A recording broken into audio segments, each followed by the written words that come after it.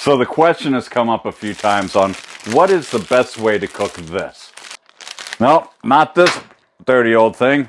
We bought this one. I don't see any plastic or styrofoam in there, so maybe I did remove all the packing materials. Well, we let this stink for 10 minutes now. Whew!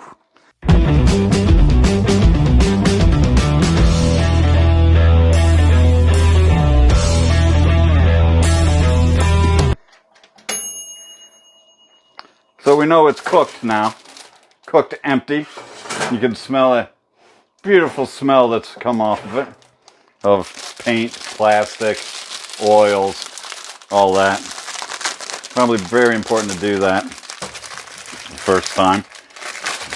Probably not good to eat those toxins, that's why. Now, this is one of my favorite terrible pizzas. Put it right in the middle. Put it in. Shut the cookie drawer. Crumb drawer. Turn it on for 10 minutes.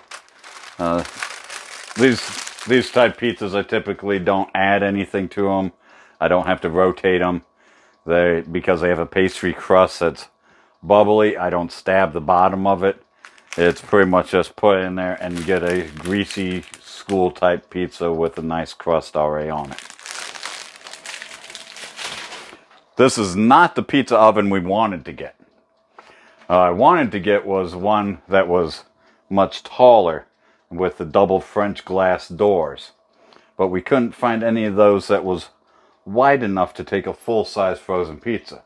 They're all just slightly 1 or 2 inches too short. But you can use their specialty pizzas that they recommend. You know, well, that's not what I want. I like just cheap, generic frozen pizzas and go with that.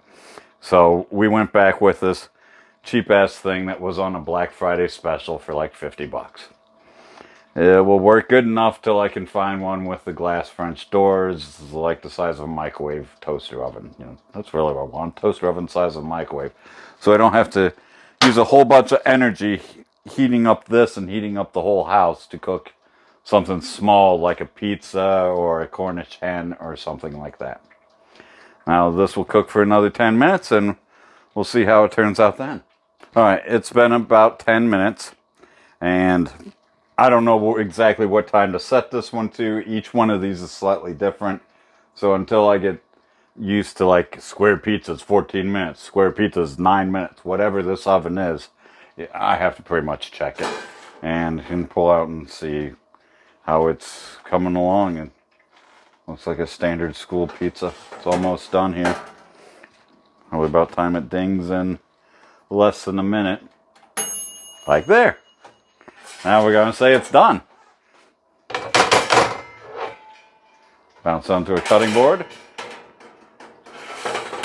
Oh look. First casualties on the drip tray.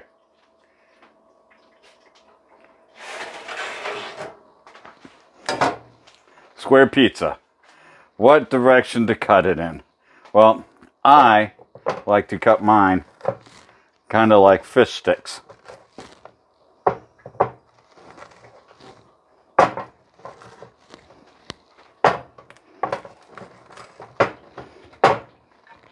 And then, if you can,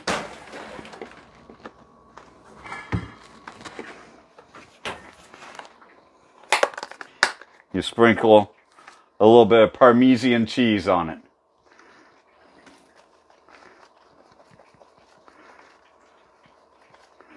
That helps absorb the grease.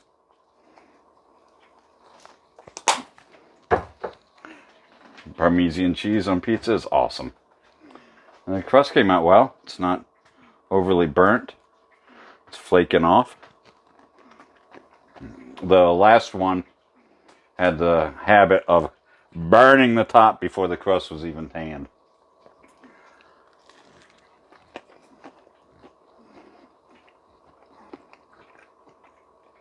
It tastes like they normally do. And it's hot as hell because it just came out of the oven.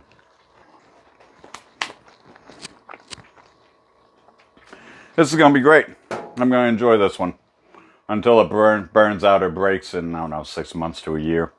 They typically don't last very long. That's why they're pretty cheap and inexpensive. I've had them repaired before. I had a friend who was a small electrical appliance person, and he fixed one. It made it work longer for another, I think I got like 2 or 3 more years out of it after it broke. But at $50, you can just throw them away and buy a new one. And this has been Real Easy Cooking with Robert. Now I'm done.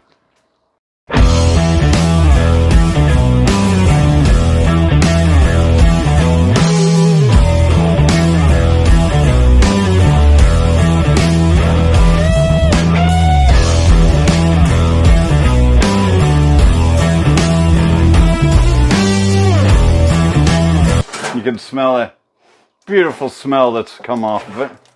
Kind of like fish sticks.